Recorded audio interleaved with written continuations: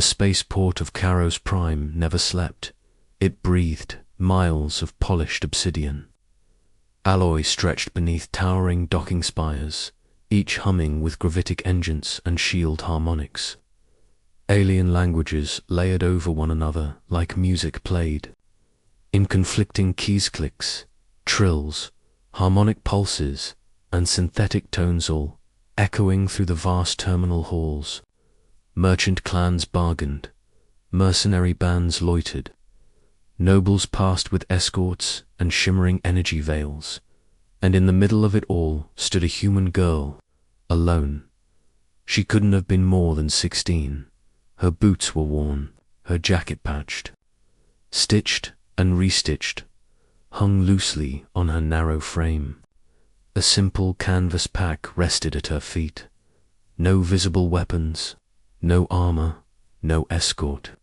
Just a girl with dark hair tied back in a practical knot, and eyes that quietly watched everything. That alone made her unusual. Humans were rare on Karos Prime. Not unwelcome, just remembered. The galaxy did not forget humans easily. They were the species that fought wars with empty magazines and still advanced. The ones who negotiated peace while bleeding out.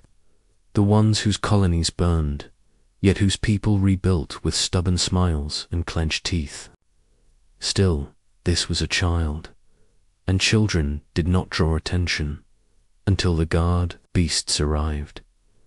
The first tremor rolled through the deck plates like distant thunder. Conversations faltered. A merchant dropped a crate of crystalline fruit, shards scattering across the floor. Then came the second tremor, and the third. 10 massive shapes emerged from the eastern security gate, metal claws clicking against the floor in perfect unison. Each creature stood over 3 meters tall, quadrupedal, with plated hides and glowing optic arrays embedded into angular skulls. Varkesh, guard beasts, engineered enforcers, half biological terror, half military hardware. They were bred, not born, for one purpose: neutralization. Each beast wore a control collar emblazoned with the sigil of the Jeroen Authority, the ruling power of Karos Prime. Energy conduits pulsed along their spines. Heavy plasma emitters were integrated into their jaws. One, Varkesh, was enough to clear a riot. 10 were a public execution. The terminal fell silent. Travelers backed away. Some fled. Others activated recording implants, unable to look away. A ripple of fear passed through the crowd. Why would they deploy 10? The beasts spread out, forming a precise circle around the human girl. Their claws locked into the deck, stabilizers engaging. Weapon systems powered up with a low, predatory hum. The girl did not move. She slowly raised her hands, not in surrender, but to remove her pack and set it gently on the ground. A Jeroen commander strode forward, flanked by 2 drone scribes. He was tall, insectoid, his chitin polished and engraved with rank markings. His voice boomed through the terminal's audio system. "Human juvenile," he announced. "You are in violation of Interstellar security protocols. You will submit to inspection immediately." The girl tilted her head slightly. "I've already been inspected," she said calmly. Her voice was soft, but it carried. The commander's mandibles clicked in irritation. "You attempted to bypass cargo screening at Dock 17. I walked through it," she replied. "They waved me through. That is statistically improbable." She shrugged.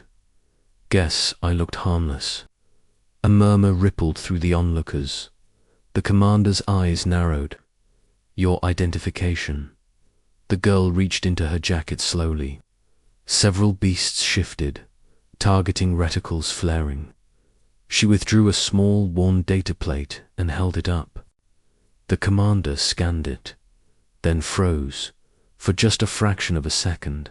The crowd didn't notice, but the beasts did. Their synchronized hum stuttered. Systems recalibrating as if receiving conflicting orders. The commander recovered quickly. Too quickly. "This identification is irregular," he said. "You will be detained for further verification."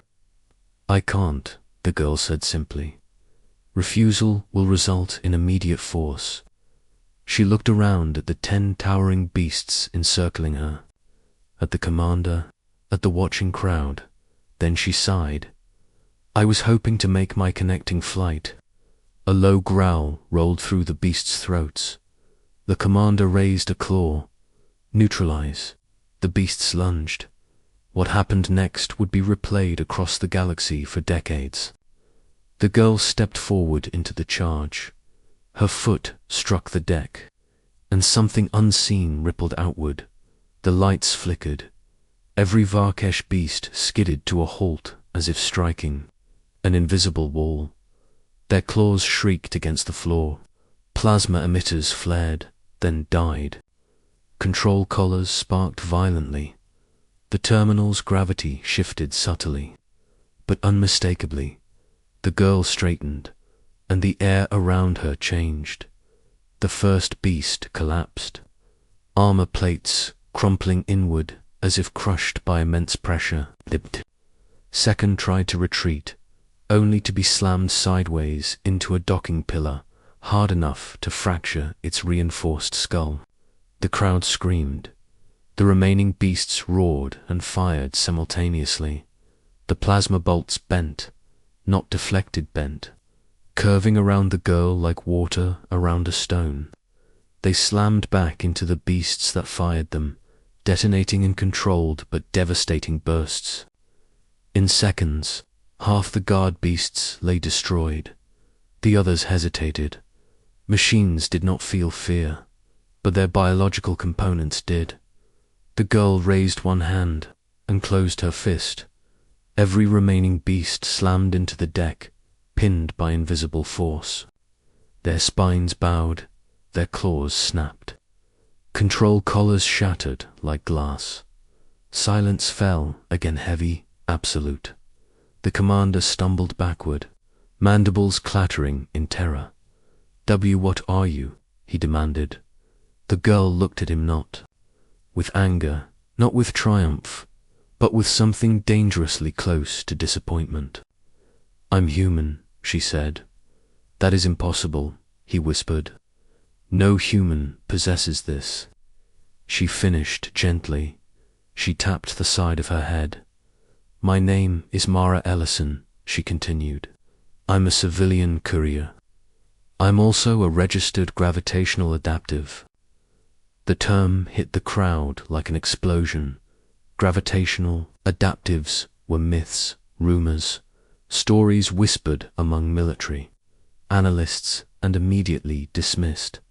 Humans who could feel gravity, shape it, weave it. Earth lost its core stabilizers during the third collapse, Mara said, as if reciting a lesson. The survivors didn't have a choice.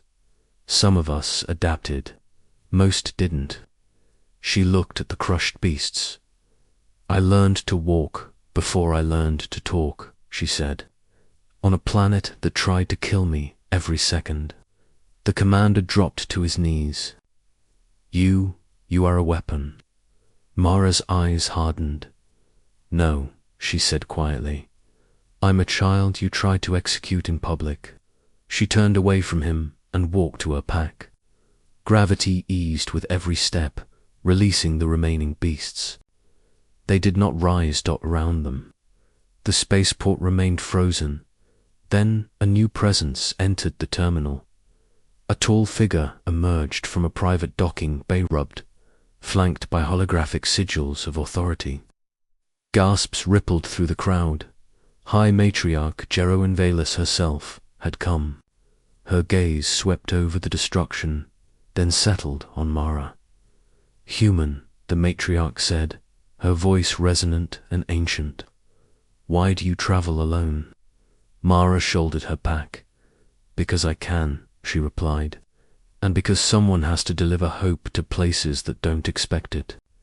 The matriarch studied her for a long moment. Your kind frightens the galaxy, she admitted. Mara met her eyes. We know, she said, but we also fix things, protect things, and sometimes, she glanced back at the shattered beasts. We remind bullies that size isn't strength. A slow, thoughtful hum escaped the matriarch. Your commander acted without wisdom, she said at last. You will be allowed to depart. Mara nodded.